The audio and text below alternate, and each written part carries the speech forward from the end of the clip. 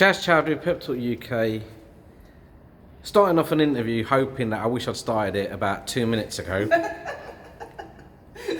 Because, you know, you two are characters that I like, and we've just had a discussion about Team Rankin.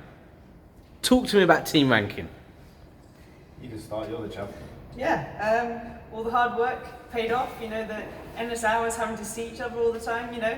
Yeah, no, it paid off. I'm world champion. We did it a couple of weekends ago now, so yeah, I'm really happy. Scotland's first female world champion. Yep. You have to put respect on the name, don't you? Yeah. Hard work pays off. Shows what you can do if you put the hours in. Now, we're in a gym.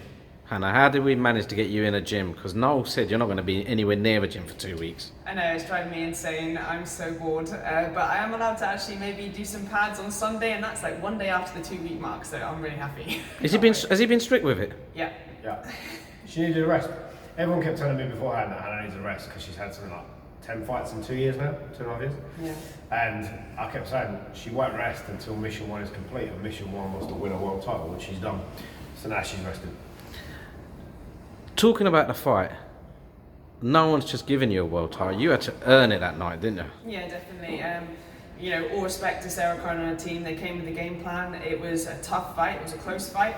I knew I'd won it, but you know, it was frustrating at the beginning. She's got some great movement, and I had to catch up with her. But yeah, I caught up with her in the later rounds, and my conditioning and strength definitely paid off.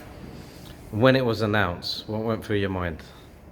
I couldn't believe it. I'd done it. Finally done it. It was a really special moment because it was at home in Scotland, and I think it probably, yeah, I didn't have really very much to say afterwards, and that's very unlikely. So yeah, it was an amazing feeling. I remember a little story a little bird once told me, nudge nudge Noel, about how you were approached on the tube and someone recognised you. Yeah. A fair few people recognise you now, don't they? Yeah, they do. It was, yeah, at home in Scotland a lot of people recognise me, which is nice, but I have been in like every newspaper and everything at home, so yeah, it's kind of like, oh, don't know these people, but yeah, it's great for them to come and say hello. So I think the viewing figures for the TV, considering Hannah was the only live fight show, topped out at 20,000, I think, and considering we were on at 11 o'clock at night as well, I'm pretty happy with that. Yeah, I think it would have been more had it been a little bit earlier, but there was the other fight was going on beforehand, so I think that was the Warrington fight. Yeah. So they put it on at 11, so it was after. On a personal basis, that title was dedicated to your mother. Tell us about that. Yeah, no, I lost my mum 6 years ago, and boxing is something that really helped me get through that. It was a really difficult time. Obviously, I had great support from Noel and all the people that I worked with, but it was a great way of me switching off from like a really hard time for me. And yeah, to win the world title at home in Scotland, yeah, it just meant everything, and I dedicated it to my mum because she would be really proud. Me and Noel were sharing something on WhatsApp. A year ago, nigh on today, I interviewed you. Yeah. We discussed people that you were targeting. We had Clarissa Shields on that. We had Napoleon on that. You managed to fight both of them for a world title, and then you went and picked up the IBO belt. Not bad for a 12-month period. No, now I'm thinking, let's look forward to the next 12 months. What are we targeting? Because I'm going to put that in the title of this, and in a year from now, we're going to have knocked off all of them on the hit list. Now let's start. I know we're looking for unifications. I know that. So who are the belt holders and who's on the radar? Well, I'd definitely like to defend my title first, but for unification fights, obviously there's Eva Piatkowska, who's got the WBC title. I definitely love that fight. You know, that's a fight I think would be really exciting to watch, and yeah, I'd definitely get in for that. Also, plus you like green belts. I love green belts, so I've got a couple of them now. So yeah, definitely another one to add to the collection. I'd also like to fight for the IBF, Marie-Yves Daker. She's fighting Maria Lindberg this weekend. Tough fight for her. I think it's going to be exciting for people to watch. So yeah, we'll see what the outcome is, but I'd love to get my hands on the IBF as well. No, 3 other ladies in the mix. You've got Hannah Gabriels. Yeah, Hannah Gabriels is a WBA champ. Obviously, she had fight of the year with Clarissa Shields.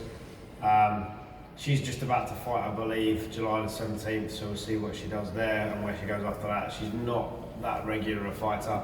I know she's signed with Linda Bello now, so that's a fight we could do.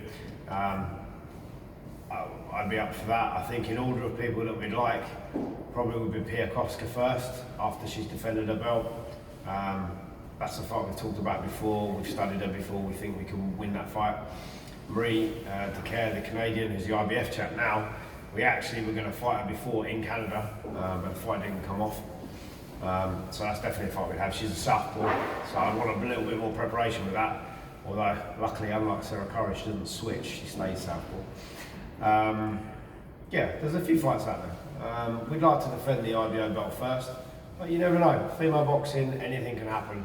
We could have this interview out by tomorrow and then things have changed by the next day. So, but I think what everybody knows by now is, as you alluded to, Hannah will fight anybody, anywhere, anytime, she doesn't care.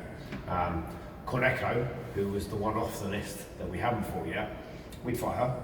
I think she's stuck between what she wants to do, whether it's 168, 160 or 154. But if she came to 154, that's an absolute definite fight that we'd have. Yeah, for sure. Now, I want to take you back to 3 years ago. We were in a gym box, we were downstairs in the basement. We had a young lady who was a bit of a fitness freak, bounced around me, threw me a couple of punches, was sparring the likes of Kelly Morgan. At that stage, if anyone said to you, we're talking about a future world champ, what would you have said? Could you see it then? Or has it just been graft and graft and graft and graft? You can answer that. Well, I think when I wanted to turn pro and I had a chat with Noel, he's like, what do you want to get out of it?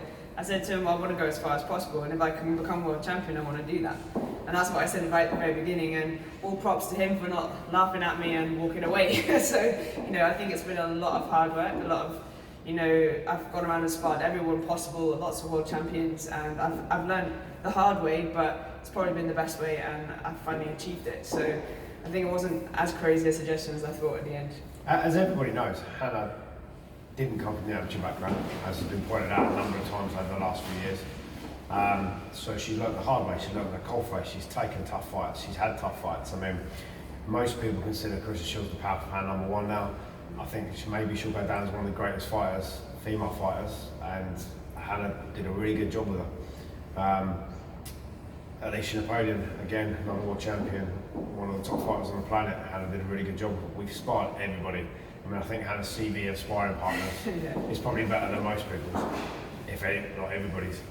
And this, to all those people that said we couldn't do it because you didn't come from the right school, you didn't come from the amateur pedigree, it's achievable. If you just put the work in, if you just are willing to do more than everybody else, then you'll win. And take all the opportunities that are given to you, because you never know what's going to come out of them. And for me, it was definitely not. I never went into it being like, I want to finish however many fights and you know, for me, I wanted to take those opportunities. I stepped up weight classes and I didn't get the win, but I still, I got a lot from it, and it's pushed me forward in my career every single time. So I think that's the biggest thing that comes out of you take opportunities. Too many fighters end up 17, 18, 19 and 0. I've never taken on anybody that's actually trying to beat them, and then when they do, they get beat, and then they're surprised they got beat. Saturday night was a tough fight for Hannah. We all admit that. But then again, as I've said to a few people in interviews, why are we surprised? It was a vacant world title. The winner goes on to bigger things, the loser goes home. Sarah Curran and her team came with plan A. It was working. Luckily, we had plan B and C, and that worked. Sarah will come again. She showed enough. It's, as much as said to go home, she will definitely come again. There was enough there to say she's worthy. You were both worthy. Great footwork, great head movement. It was awkward. We adapted and they didn't, and we got the win. And like I said, it's all the more sweeter because it's not like you had someone that's turned up, you're at home and you're having a little knockabout and you're having showboating and thinking, you earned that title. What a lot of people don't understand is that Hannah begged me and Sam Kinnock, her manager, not to get somebody that was easy for her. I wanted a hard fight for it. It's a vacant world title, and you know, I was going to be at home. It was going to be on the BBC, a great opportunity to like showcase for women's boxing.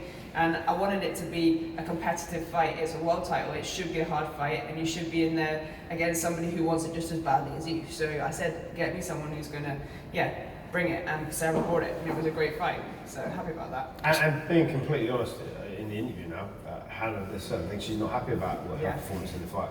She could have done things a lot better. She could have done things a lot easier. But as I said to her afterwards, ironically, not having the fight that you thought you were going to get and being able to showcase some of the new skills that she's been practicing in the gym, and it turning into an exciting fight and a war, if you like, has meant so many people that we've don't know, have never met, have been messaging everybody we know, when's the next fight? When you out again, because that was great to watch. So yeah, loads of people have been so it's supportive. an entertainment business at the end of the day. Yeah, exactly. And I've had so many positive responses, and loads of people just get in touch and say, don't normally watch boxing, we watched your fight, it was amazing, when are you going to be fighting again at home? You know, when are we going to be able to watch it on TV again? So yeah, it all worked out well, but I would have, like, I'm my worst critic, so there's loads of things I would like to have done better and had a chance to, but it was adapting to a difficult opponent who caused me quite a lot of frustration at the beginning. But yeah, and I think I was pleased that I listened to my team, adapted, changed things. So yeah, all learning, all in the bank. And also another 10 rounds at world level. I think as Alex Arthur said to her the next day when we were talking about it, the pressure that you have to deal with fighting at home, the expectation of your country.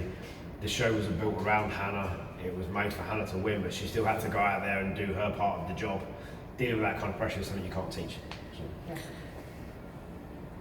Moving on, in terms of being an ambassador, a role model, I think you've got the whole of Scotland proud of you. Yeah. The whole of the UK should be proud of you. And I think young girls or young ladies wanting to enter the profession, you are now what me and you first talked about, the Cecilia Brackuses of this world.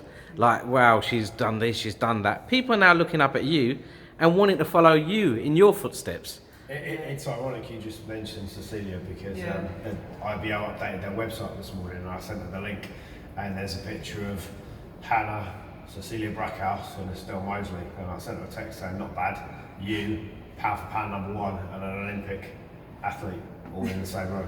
Not just an Olympic athlete, gold medalist. She's a gold medalist And there. now the IBO lightweight. And now the IBO lightweight champ. That might be an interesting one if there's a bit of a weight sort out.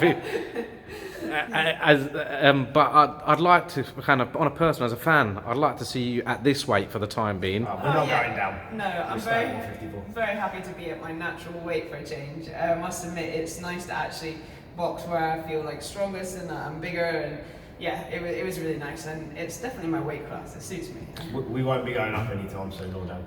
So, question I've got for you, in a year's time, say we've got a couple of unification belts out of the way, Yeah. you've won them, you've got 2 shoulders, does that mean Noel's going to have one on his shoulder as well? Yeah, I'll get I've him got to 2 carry so we stuff. can Yeah, do 4. You want the full set, don't you? Yeah, of course. I think everybody would like to be a unified world champion. So yeah. It's been a roller coaster so far. It's been a dream of a journey so far, and to be honest, from day one you've had the self-belief. Noel supported your self-belief, and a lot of people don't see the effort that goes in behind the scenes, the shouting at each other, the getting rolled up, which I'm not going to talk about on camera, but but at the same time, we've even got Noel smiling, so we're doing something right. Definitely. I am now. Everyone said to me on Saturday night, "Oh, you didn't like you enjoying it. It was meant to be great." I was like, "Guys, this is like the single most stressful night of my life." Even when she won, it was still the single most stressful night of my life. Now, I know I get to see you guys, but there's a whole team behind you. I'm going to leave it to you, Hannah, and I'll shout out anyone you want to shout out and thank. Massive thank you to all my fans and my family for all the support and lead up to the fight. It was great. Huge shout out to all my sponsors. Now I've got Pinnacle Protection, my American sponsors, Fresco Box do all my food, Science and Sport do all my supplements.